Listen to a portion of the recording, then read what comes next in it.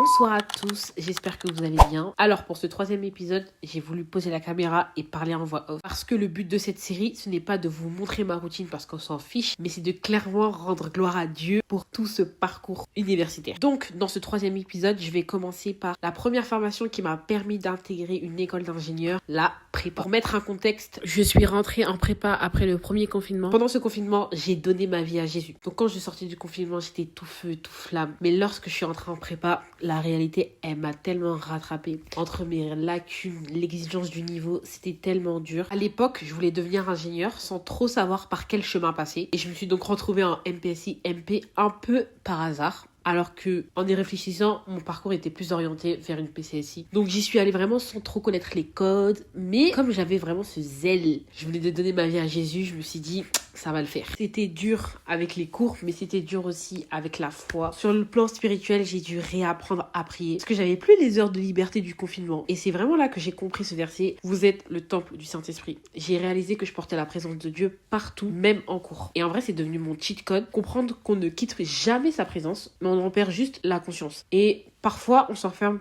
dans la frustration de ne pas avoir une heure dédiée à Dieu, alors qu'on peut lui parler partout, dans le bus, sur la douche, en marchant. Mon passage en prépa a été un instrument entre les mains de Dieu pour m'enseigner deux choses vitales, la discipline et l'humilité. Parce qu'il y a toujours meilleur que soi. Et la discipline parce que même lorsqu'on n'a pas envie de faire les choses, parfois il faut les faire. On se retrouve demain pour vous raconter la suite de ce parcours. God bless you!